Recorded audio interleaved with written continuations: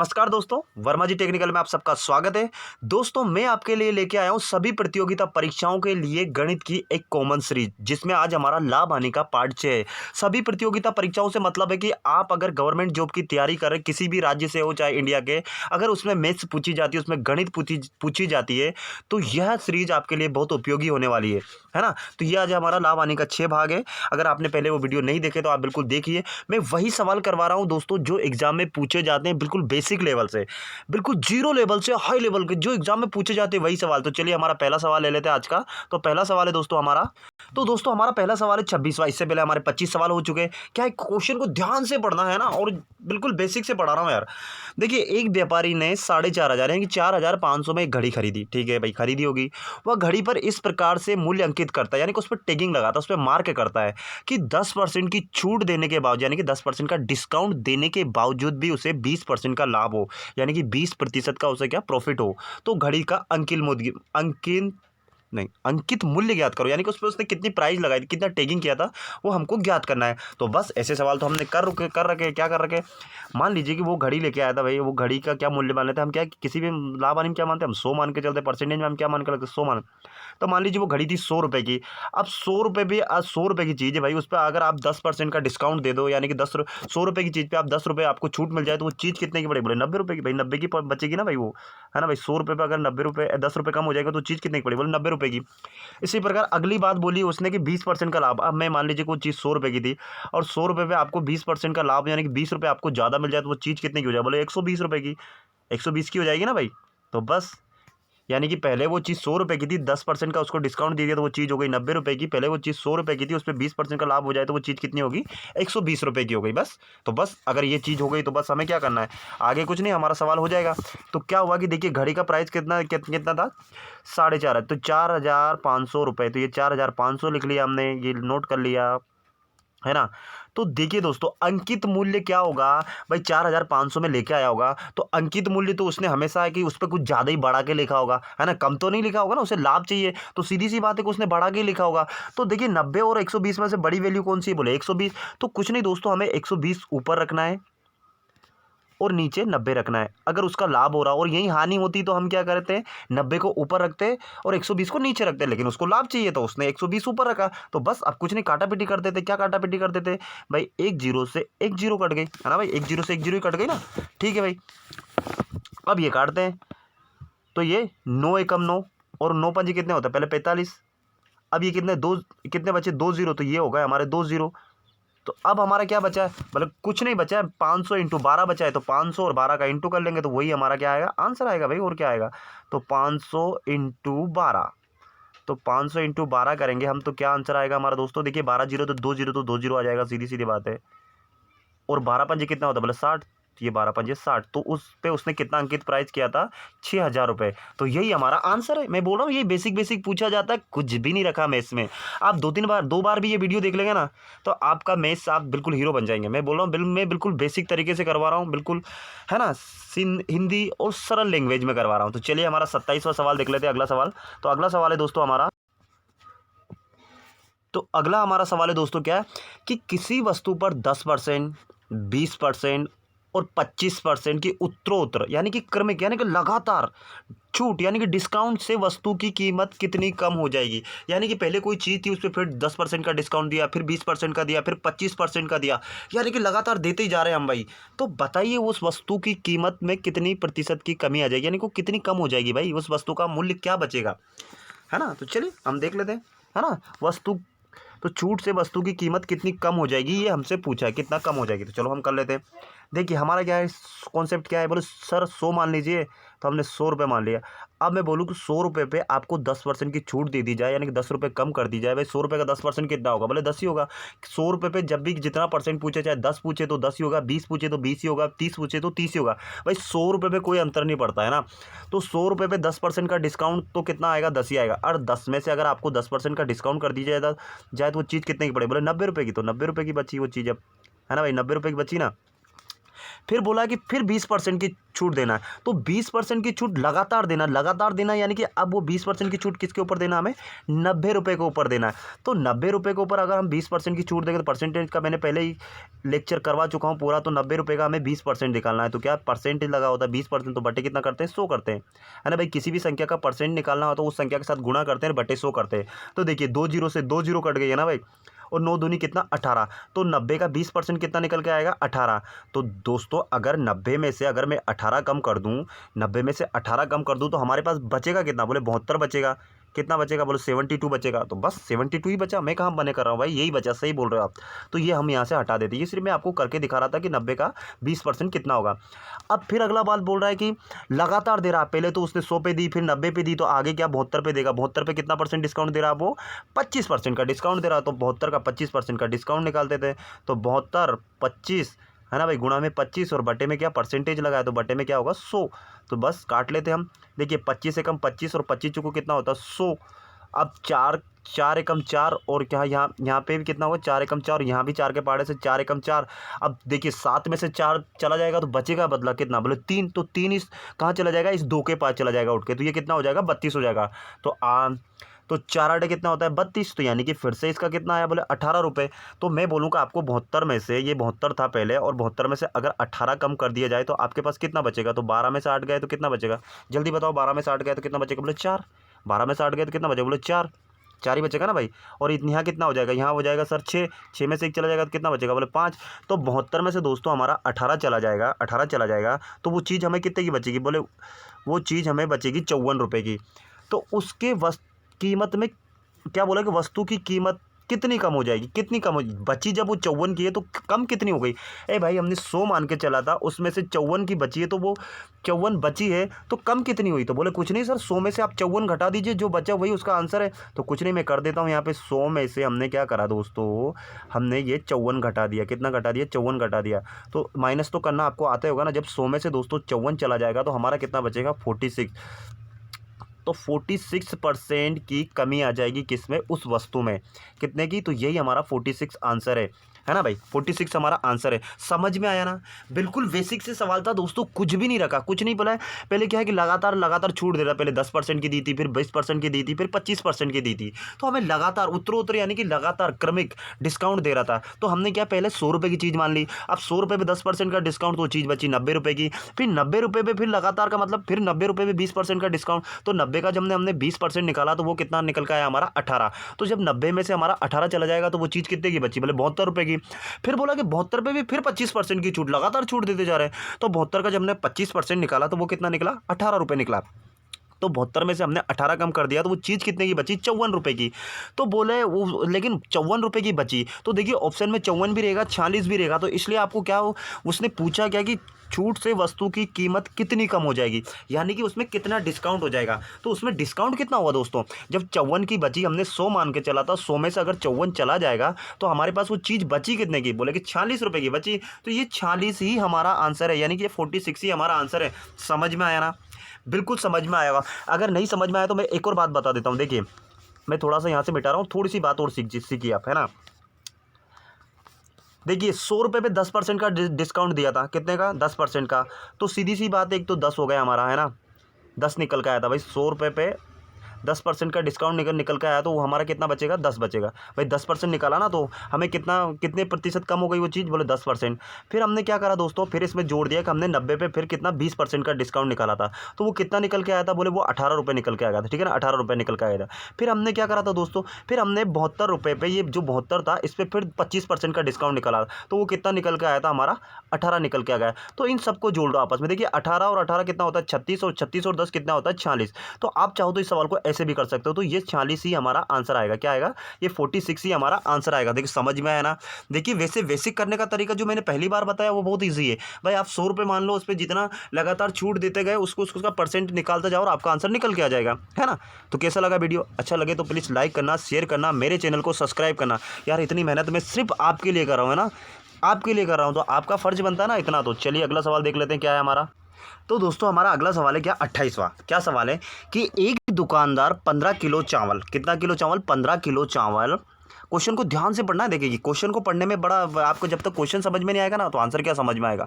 जब क्वेश्चन ही नहीं समझ में आएगा दोस्तों तो आंसर समझ में आएगा क्या। तो आपको क्वेश्चन को बहुत ध्यान से पढ़ना है। तो 15 किलो चावल 30 रुपये प्रति किलोग्राम की दर से खरीदता है, ठीक है, तथा 25 किलो चावल 20 रुपये प्रति किलोग्राम की दर से खरीदता है। यानी दोनों बार खरीद रहा है वो। एक तो 15 किलो चावल उसने 30 रुपये किलो चावल के हिसाब से खरीदा, एक 25 किलो चावल उसने 20 रुपये 20 रुपये प्रति किलोग्राम की दर से खरीदा। अब क्या हुआ दोस्तों, और दोनों चावल को क्या है एक साथ मिलाकर, अब दोनों चावल एक तो 15 रुपये किलो खरीदा, एक 20 रुपये के, एक तो 15 किलो खरीदा, एक 25 किलो खरीदा, और दोनों को क्या करा उसने, दोनों को मिला दिया, आपस में मिश्रण कर दिया। और दोनों को मिश्रण करने के बाद क्या है कि उन दोनों को मिलाकर वो 27 रुपये प्रति किलोग्राम की दर से बेच रहा है। यानी कि प्रत्येक किलो को कितने रुपये में बेच रहा है, वो 27 रुपये में बेच रहा है। तो उसका प्रतिशत में जो लाभ होगा ना, उसका लाभ प्रतिशत आपको बताना है। तो अब चलिए हम बता देते हैं उसका लाभ प्रतिशत क्या है। तो दोस्तों तो चलिए अब हमारा सवाल करते हैं। तो क्या है दोस्तों, उसने जैसा जैसा दिया ना क्वेश्चन में वैसा वैसा करते हैं। क्या दिया है कि पहले तो 15 किलो चावल खरीदे, कितने रुपए किलो खरीदे, ये 15 किलो चावल खरीदे उसने 30 रुपये किलो। तो ये टोटल इसका अमाउंट कितना हो गया, मतलब भाई 1 किलो अगर 30 रुपये में खरीदा जाएगा और 15 किलो चावल है तो इनका टोटल रुपये कितना हो जाएगा। तो कुछ नहीं करेंगे, 15 इंटू हम कितना कर देंगे, 30 कर देंगे। कितना कर देंगे, 15 इंटू 30। तो देखिए 15 जीरो जो जीरो है ना, बराबर में कितना होगा, 15 जीरो जीरो 15 3 45, यानी कि ये 450 रुपये का वो टोटल 15 किलो चावल खरीदेगा, ठीक है। एक बात तो ये हो गई। अगले चावल कितने हैं, बोले 25 किलो चावल है, तो हमने ये 25 लिख दिया है ना, 25 लिख दिया। अब ये 25 किलो चावल वो कितने रुपए किलो में खरीद रहा है, वो 20 रुपये किलो में खरीद रहा है, तो ये 20 लिख दिया। तो इनका टोटल अगर मैं रुपये पूछूँ तो आपसे कितना निकालोगे, बोले सर कुछ नहीं, 25 का और 20 का गुणा कर देंगे तो ये टोटल रुपये निकल के आ जाएगा उसका, है ना। तो 25 और 20 का हमें गुणा करना है, तो कितना निकल के आएगा। तो देखिए 25 जीरो जो जीरो और 25 दूनी 50, यानी कि 500 रुपये। कितना रुपये आ जाएंगे, ये 500 रुपये, यानी कि ये 500 रुपये में खरीदता है। तो टोटल उसके रुपये कितने हो गए, टोटल उसने चावल जो खरीदे उसके टोटल रुपये कितने लगे। तो देखिए 0 की 0, 5 का 5 और 4 और 5 कितना होता है 9। तो उसने 950 यानी कि 950 रुपये में उसने टोटल चावल खरीदे। लेकिन चावल कितने किलो हो गए टोटल, तो चावल हो गए दोस्तों, देखिए चावल हो गए 5 5 10, 10 की 0 हासिल है 1 और यानी कि 40 किलो उसका कितना होगा, चावल हो गया। तो 40 किलो चावल उसने 950 रुपये में खरीदा। कितने में खरीदा, 950 रुपये में 40 किलो चावल उसने खरीदा। तो और उन दोनों चावल को आपस में मिला दिया। अब उसके पास दोनों चावल को मिला दिया तो उसके पास चावल कितने हो गए, बोले 40 किलो। और 40 किलो को उसने 27 रुपये किलो में बेचा। तो उसने, है ना, 27 रुपये प्रति किलो में बेचा।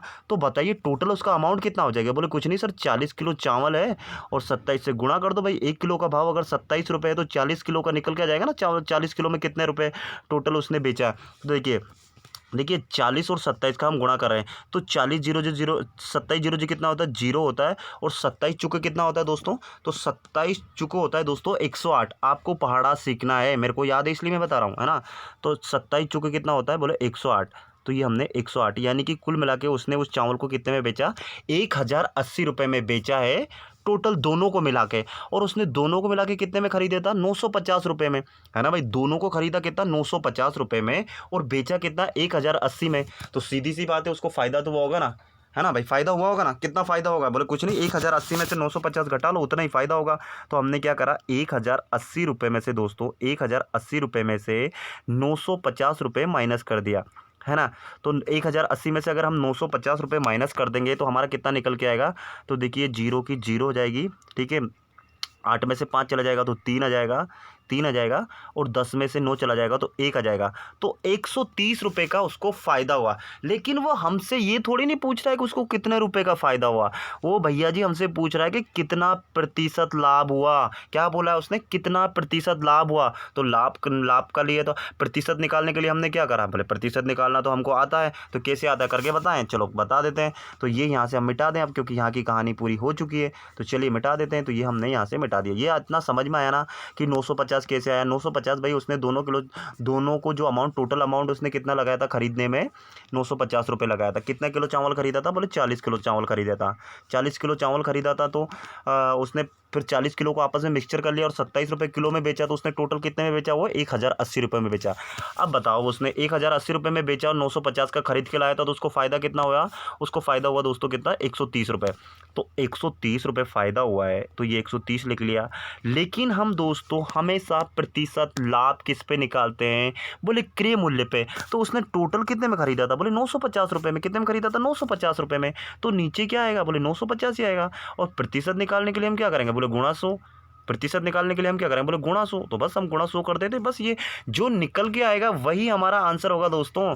तो इस नीचे वाले को सबको जरा अच्छे से अब मिटा देते हैं, है ना। अब ये जो ऊपर जो वाला जो सोल्व करेंगे ना वही हमारा आंसर होगा। तो थोड़ा सा मिटाने में थोड़ा टाइम लगता है ना भाई, मशीन तो आया नहीं, अपन भी रबड़ लेके ऐसे बच्चों की तरह मिटा रहे हैं। KG 1 KG 2 वाले जो पढ़ाते थे पहले स्लेट पे नहीं मिटाते थे कपड़े से, ऐसे हम भी मिटा रहे हैं भाई, जमाना वही चल रहा है। तो चलिए हमने मिटा दिया। तो अब क्या करते हैं? अब हम इसकी काटापीटी करते हैं। देखिए 1 0 से 1 0 कट गया। 1 मिनट दोस्तों, है ना। हाँ, तो 1 0 से ये 1 0 कट गया। अब ऊपर बचा है 130, नीचे बचा है 95। तो देखिए 5 के पहाड़े से हम इसको काट सकते हैं। तो देखिए 5 के पहाड़े से हम 95 को काट रहे हैं। तो देखिए 5 का पहाड़ा जब एक बार पढ़ेंगे तो 5 एकम 5। अब 9 में से 5 चला जाएगा तो कितना? ये 5 एकम 5 हो जाएगा। 9 में से 5 चला जाएगा तो कितना बचेगा? बोले 4 बचेगा। वो 4 कहाँ जाएगा? यहाँ 5 के बगल में, तो कितना हो जाएगा? 45 हो जाएगा। तो 5 नाम कितना होता है? 45, यानी कि नीचे कितना हो गया हमारा? 19 हो गया। इसी प्रकार हम क्या 5 के पहाड़े से ये भी काट देते हैं। तो देखिए 5 दूनी कितना होता है? बोले 10। 5 दूनी 10 होता है ना। 3 बचा तो 3 किधर चला गया? यहाँ। तो यहाँ कितना हो गया? 30। तो 5 छक्के कितना होता है? 30 हो गया। तो ऊपर हो गया हमारा दोस्तों कितना? नहीं, 1 0 से ये 0 कट गई थी ना हमारी। हाँ चलो, 1 0 से ये 0 कट गई थी भाई, ये वाली 0 से, है ना। तो ऊपर के कितना बचा दोस्तों? ऊपर बचा 26। कितना बचा? 26 इंटू कितना बचा है? 10। और नीचे कितना बचा? बोले 19। तो 26 और 10 का जब हम इंटू करेंगे तो ये कितना निकल के आएगा? बोले 260। भाई 26 धाम कितने होते हैं? बोले 260। 260 में जब हम 19 का भाग देंगे दोस्तों, तो 260 में हमें 19 का भाग देना है। तो भाग देना अगर किसी को नहीं आता है तो मैं बता देता हूँ। मैं थोड़ा सा शॉर्ट बता रहा हूँ आपको, सिर्फ क्या है कि वीडियो बहुत बड़ा होता जाता है। तो हमने क्या करा, यहाँ 19 का भाग दे रहे हैं यहाँ पे, ठीक है, 19 का भाग दे रहे हैं। तो देखिए 19 से कम 19, भाई 19 से कम 19 ही आएगा ना। तो ये हमारा कितना बचेगा? 19 से कम 19 जब हम इसमें से घटा देंगे दोस्तों, तो ये हमारा कितना बचेगा? तो अभी देख लेते हैं, हम घटा के देखते हैं। तो 16 में से 9 चला जाएगा तो कितना बचेगा? तो 16 में से 9 चला जाएगा तो दोस्तों हमारे पास बचेगा, देखिए 9 से 10 11 12 13 14 15 16, कितना बचेगा? 7 बचेगा। कितना बचेगा? 7 बचेगा। तो ये हमने यहाँ पे 7 उतार दिया, ठीक है दोस्तों। 7 बचा इसलिए हमने 7 उतार दिया, बस आपको यही ध्यान रखना है ना। और अब क्या करेंगे? अब ये 0 बची है तो हमने क्या करा? ये 0 उतार ली यहाँ पे।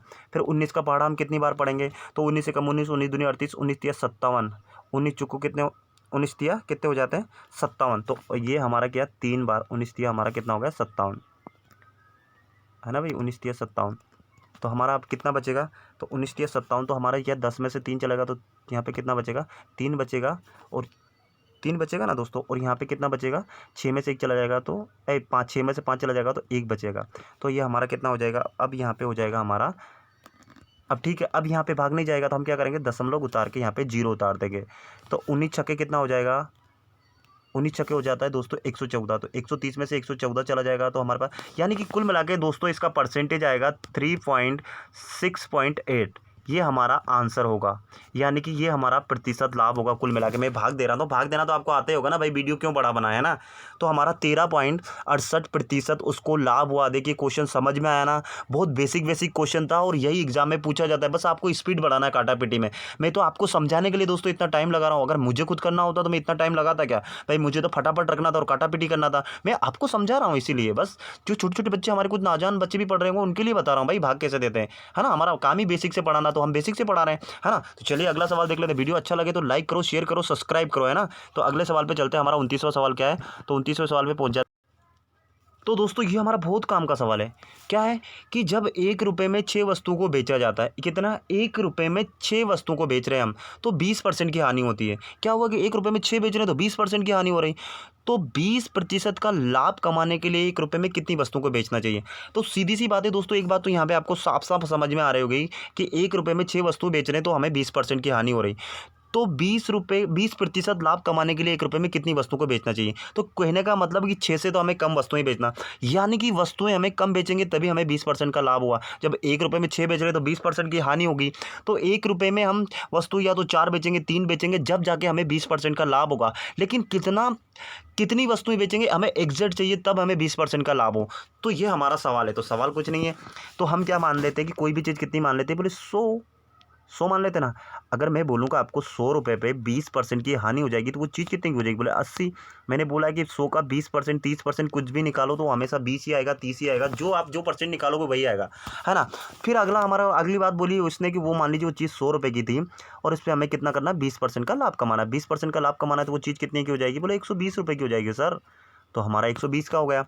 तो बस अब कुछ नहीं, अब 1 रुपये में हम कितनी वस्तुएं बेचें कि हमें क्या करा, अब हमें क्या दोस्तों, कम वस्तुएं बेचना है। क्या बेचना है? कम बेचना है। तो इन दोनों में से दोस्तों क्या है कि हमारी कम वैल्यू कौन सी है? बोलेंगे सर आप कम वैल्यू 80 है। तो हम क्या करते आ रहे हैं कि जो हमें वैल्यू चाहिए वही वैल्यू हमें ऊपर रखी जाती है। तो देखिए पहले 6 रुपये था तो हमने 6 लिखा, इंटू क्या करेंगे 80 ऊपर रखेंगे क्योंकि हमें वैल्यू कम लाना है, हमें कम क्या वस्तुएं कम बेचना है, इसलिए कम वाली वैल्यू ऊपर और नीचे वाली वैल्यू क्या होगी? बड़ी होगी भाई, है ना। तो बस काट देते हैं। तो देखिए एक जीरो से एक जीरो कट गया, ठीक है। ये 6 कम 6 और 6 दूनी कितना हो जाएगा? 12 हो जाएगा, है ना।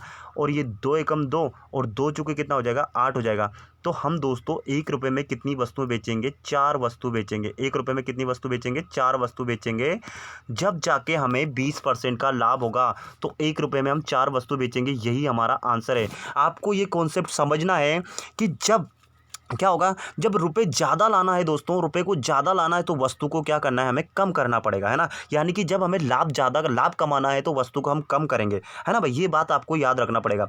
अब देखिए 1 रुपये में 6 बेच रहा था तो सीधी बात है उसको 20% की हानि हो रही थी, लेकिन जब हम 1 रुपये में 4 बेचेंगे तो अब हम दोस्तों हमें 20% का क्या होगा? लाभ होगा। तो कैसी लगी ट्रिक? मजा आया ना। बस यही बेसिक कॉन्सेप्ट है दोस्तों। अगर यही हमें हानि होती तो इस 120 को हम ऊपर रखते हैं और ये 80 को हम नीचे रखते हैं। बस यहाँ बटे में, यहाँ बटे का ये दोनों, बस आपको करना कुछ नहीं, 100 पे ही खेल है। लेकिन आपको बस इस बात में आप कंफ्यूज होंगे कि सर ऊपर कभी 80 रख रहे हो, कभी 120 रख रहे हो, हमें समझ में नहीं आ रहा। तो जो चीज़ दोस्तों हमें लानी हो, यानी कि हमें फायदा लाना है, तो हमें क्या है कि अब वस्तुएं कम बेचना है तो कम वाली वैल्यू हम ऊपर रखेंगे ना भाई। वस्तुएं कम बेचेंगे तभी तो हमें लाभ होगा ना, इसलिए हमने कम वाली वैल्यू ऊपर रखी है ना। तो चलिए अब हमारा क्या है, अगला सवाल होगा ना, उसमें आपका कॉन्सेप्ट और तैयार हो जाएगा। तो चलिए हमारा 30वां सवाल देख लेते हैं। क्या है 30वां सवाल? दोस्तों ये भी गजब का सवाल है, आप इस सवाल को ध्यान से पढ़ना। बस देखिए 21 वस्तुओं को बेचने पर 3 वस्तुओं के विक्रय मूल्य के बराबर हानि होती है, तो प्रतिशत हानि ज्ञात करो। तो दोस्तों इस सवाल के लिए एक 100 ट्रिक दे रहा हूं मैं। वैसे तो बहुत बड़े बड़े पन्ने भर आ जाएंगे इस सवाल को करने के लिए, देखने में लगेगा बहुत छुट्टू सा सवाल है, बहुत छोटा सा सवाल है दोस्तों, लेकिन ये अच्छे अच्छे दिमाग के ना हिला देता है। तो आपको क्या करना है? आपको कुछ नहीं करना है दोस्तों, हानि निकालना है। तो ये हमने हानि लिख दी। जो मैं कर रहा हूँ ना वैसे ही करना है आप। तुम हानि का हमें प्रतिशत निकालना है तो हानि प्रतिशत हमने लिख दिया, और बराबर हमें क्या करना है? क्या करना है दोस्तों कि 3 वस्तुओं के बिक्री मूल्य के बराबर, तो 3 ऊपर रखना है, ठीक है। और वस्तुएं कितनी? बोले 21। तो कुछ नहीं दोस्तों, यहाँ जब भी हानि दी हो, हानि के बराबर विक्रय मूल्य, इस बात को आप ध्यान से रख लो। हानि के बराबर विक्रय मूल्य दिया हो तो आपको कुछ नहीं, जो जो वस्तुएं देनी है ना, वो वस्तुएं दोस्तों इस पर जोड़ना है और कुछ नहीं, गुणा 100 करना है। बस इतनी सी बात आपको ध्यान रखना है। यहाँ पर जब भी विक्रय मूल्य के बराबर हानि दी है और वही वस्तुएं दी है तो वो 21 में हमको क्या करना है? 3 वस्तुएं जोड़ना है। भाई हानि हुई थी तभी तो 3 वस्तुओं का विक्रय मूल्य आया था ना वो। तो हमें क्या है कि उसका क्रय मूल्य करना है। तो भाई 3 वस्तुओं की हानि हो गई थी तो इसका क्रय मूल्य जब तभी होगा ना जब इसमें 21 में 3 जोड़ेंगे, यानी कि वो चीज़ 24 में लाया था, तभी तो 3 वस्तुओं के बराबर उसको हानि हुई थी ना, है ना भाई। भाई वो 24 में लाता तो उसको हानि नहीं होती, लेकिन वो 24 रुपये में लाया था और उसने 21 में भेज दिया, तो सीधी सी बात है 3 वस्तु की उसे हानि हो गई। तो वो 3 हमें इसमें जोड़ना है। यानी कहने का मतलब वो है कि वो चीज़ वो कितने में लाया था? 24 में लाया था। किस में लाया था? 24 में लाया था। समझ में आया ना, इसलिए हमने 3 जोड़ा। यानी कि आपको ये ध्यान रखना है कि जब भी यहाँ विक्रय मूल्य के बराबर हानि दी हुई तो यहाँ हमेशा जो भी वस्तुएं दी रहेगी वस्तुओं के बराबर वो वस्तु इसमें जोड़ना है। तो जोड़ा तो हमने क्या करा कि ये 3 तो 3 ही रहेगा भाई, 3 का 3 ही रहेगा ना। नीचे कितना हो जाएगा? 21 और 3 कितना हो जाएगा? बोले 24, और इंटू कितना हो जाएगा? बोले इंटू 100। वो 100 जो दिया था, तो हम क्या कर लेंगे, इसको सोल्व कर लेते हैं अब। तो कुछ नहीं दोस्तों, इसको सोल्व करना है। तो सोल्व कैसे करेंगे? तो कर लेते हैं। सोल्व करने के लिए क्या है, तो ये होगा 24। तो देखिए ये 3 एकम 3 और 3 आटे कितना होता है? बोले 24। तो अब क्या बचा है? 100/8 बचा है। क्या बचा है? 100/8 बचा है। तो जब हम इसका दोस्तों क्या करेंगे, 8 का भाग 100 में देंगे तो देखिए 8 एकम 8 तो 1 आ जाएगा, 8 एकम 8 1 आ जाएगा ना भाई, 1। अब कितना बच जाएगा? 2 बचेगा। तो 8 एकम 8 फिर कितना हो जाएगा? 8 दूनी 16। अब यहाँ 20 हो गया था, 16 बचा। तो हम क्या करेंगे कि अब यहाँ क्या करेंगे, 16 कितना बचा यहाँ पे? कितना 16 हो गया, तो 4 बचा, तो 4 में 2 का 8 का भाग तो नहीं जाएगा, तो पॉइंट लगा के हम क्या करें, जीरो उतार देंगे। तो अब कितना हो जाएगा, 40। तो 8 पंजे कितना हो जाएगा, 40। तो 12.5% की दोस्तों हमें क्या होगी, हानि होगी। कितनी होगी, 12.5% की हमें हानि होगी। जब हम 21 वस्तुओं को बेचने पर 3 वस्तुओं के विक्रय मूल्य के बराबर हानि होगी, तो वो हानि कितनी होगी, 12.5%, यानी कि 12.5% हमारी हानि होगी। यही हमारा क्या है, आंसर है। तो कैसी लगी ये ट्रिक। बस आपको इस चीज़ में यही ध्यान रखना है दोस्तों कि विक्रय मूल्य के बराबर हानि दी हो तो उन वस्तुओं को अपन को क्या करना है, प्लस दिया, और यहाँ लाभ दिया होगा तो उन वस्तुओं को हमें क्या करना है, माइनस करना है। बस बात खत्म। यहाँ अगर हानि दी हो तो प्लस करना है और लाभ दिया हो तो माइनस करना है। ठीक है, उन्हीं वस्तुओं को, जो वस्तु जैसे 3 वस्तु दी तो हमने वो 3 ही का सारा खेल चलता रहेगा। यहाँ 4 दी हो तो 4 कम कर देते, है ना, 4 जोड़ देते, लाभ होता तो कम कर देते, और हानि होती तो जोड़ देते। तो बस यही कॉन्सेप्ट अगले वाले सवाल में आपको मैं और से समझा रहा हूँ, है ना। तो चलिए अगले वाले सवाल पे चलते हैं हम। तो हमारा अगला सवाल है 31वां, क्या कि एक व्यक्ति है 250 कुर्सियों को बेचकर 50 कुर्सियों के विक्रय मूल्य के बराबर क्या करता है। देखिए यहाँ पे क्या दिया, लाभ कमाता है ना भाई, लाभ कमाता है, तो प्रतिशत लाभ ज्ञात करो।